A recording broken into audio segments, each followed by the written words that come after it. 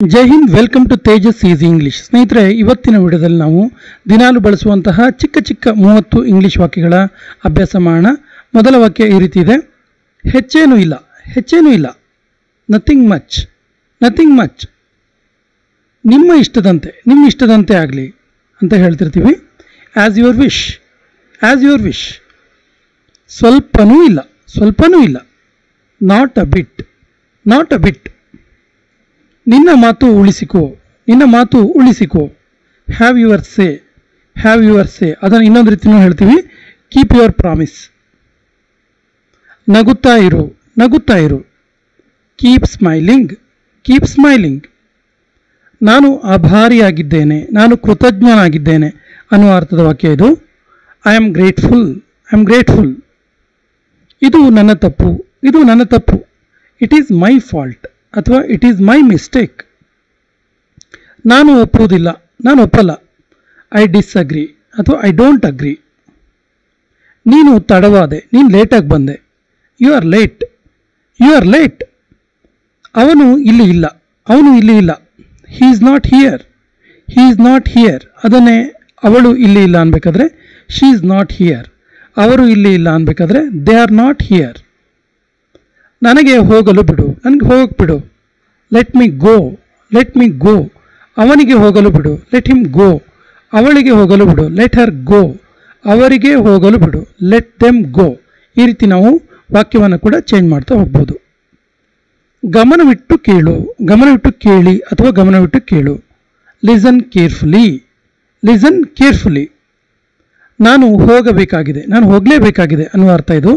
I should go, I should go. ನಿದ್ದೆ ಮಾಡು, ನಿದ್ದೆ ಮಾಡು. Get sleep, get sleep. ಅದನ್ನು ಎತ್ತಿಕೋ, ಅದನ್ನು ಎತ್ಕೋ. Pick it up, pick it up. ಬಾಗಿಲು ತೆಗೆ, ಬಾಗಿಲು ತೆಗೆ. Open the door, open the door.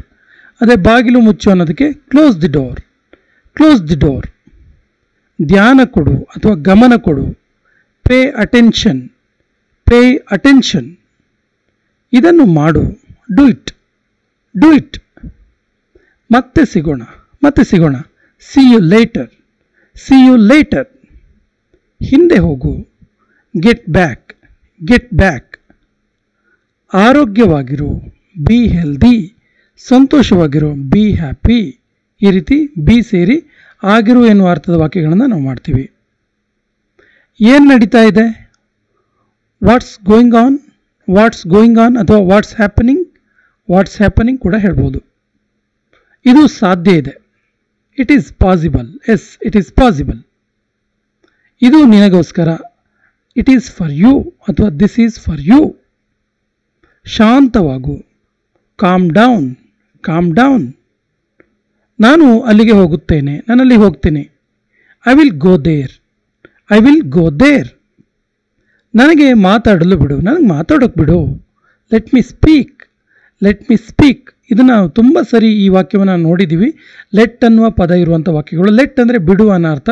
Let me speak, let me sing, let me walk, let me run, let me eat. ಈ ರೀತಿ ನನಗೆ ಊಟ ಮಾಡಲು ಬಿಡು, ನನಗೆ ನಡೆಯೋಕ್ಕೆ ಬಿಡು, ನನಗೆ ಮಾತಾಡೋಕೆ ಬಿಡು, ನನಗೆ ಹಾಡು ಹೇಳೋಕೆ ಬಿಡು, ನನಗೆ ಬರೆಯೋಕೆ ಬಿಡು. ಲೈಕ್ ದಟ್ ನಾವು ವಾಕ್ಯವನ್ನು ಚೇಂಜ್ ಮಾಡ್ತಾ ಹೋಗ್ಬೋದು.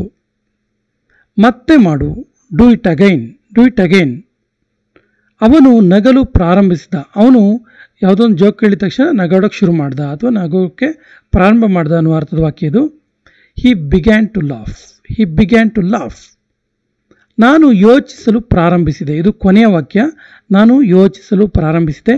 ಇದಕ್ಕೆ ಸರಿಯಾದ ಇಂಗ್ಲೀಷ್ ವಾಕ್ಯವನ್ನು ಕಮೆಂಟ್ ಬಾಕ್ಸಲ್ಲಿ ಕಮೆಂಟ್ ಮಾಡಿ. ಮುಂದಿನ ವಿಡಿಯೋದಲ್ಲಿ ಇನ್ನಷ್ಟು ಹೆಚ್ಚಿನ ಇಂಗ್ಲೀಷ್ ವಾಕ್ಯಗಳ ಅಭ್ಯಾಸ ಮಾಡೋಣ. ಜೈ ಹಿಂದ್.